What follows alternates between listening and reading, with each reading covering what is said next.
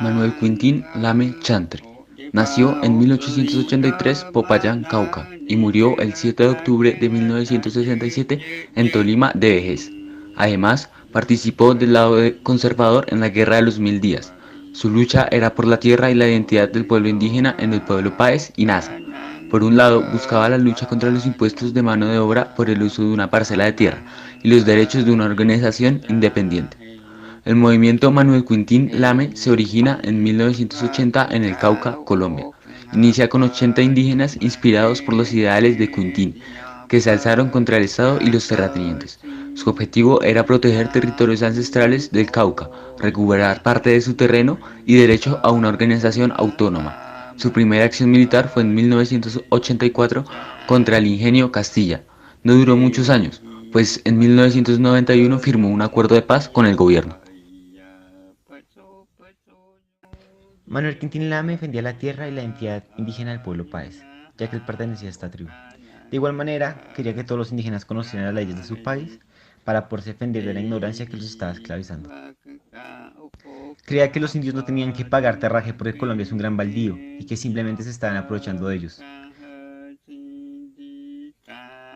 Consideraba que ellos, los indígenas, eran esclavos de los blancos. Además consideraba que el himno nacional era una mentira, porque la libertad no había llegado a los indios.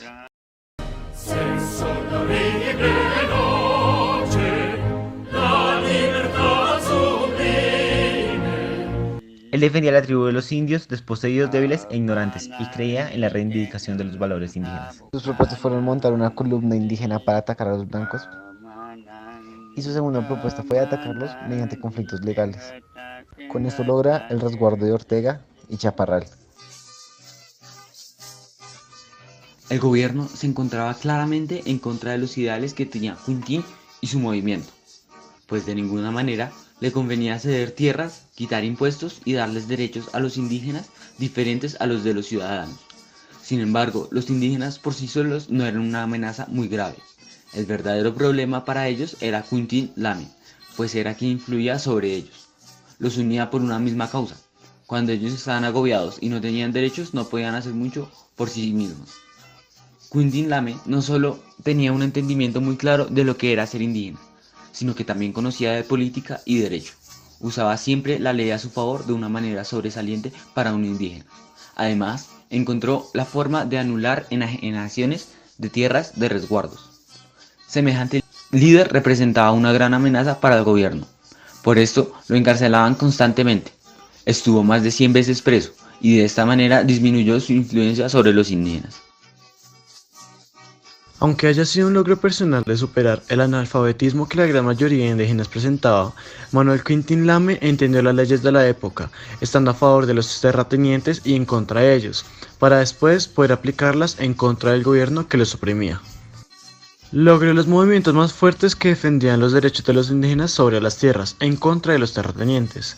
Además, como previamente se ha dicho, logró los resguardos indígenas de Ortega y Chaparral, debido a que en 1991 el movimiento armado Quintín Lame llegó a un acuerdo con el gobierno, participando en la Asamblea Constituyente.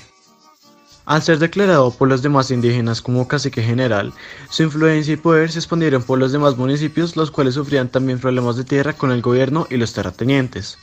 Asimismo, generó más influencia en los pueblos indígenas, rescatando la cosmovisión de estas culturas, es decir, cómo ellos veían la naturaleza como su religión y ley. De esta misma forma, después de la muerte de Quintín Lame, su movimiento se fragmenta en una de las primeras guerrillas indígenas de Latinoamérica, continuando con el legado y rebelión el cual ha dejado. Lo principal por lo que abocaba esta guerrilla era defender las tierras junto con los indígenas de los ataques por parte de los terratenientes, el gobierno y los militares.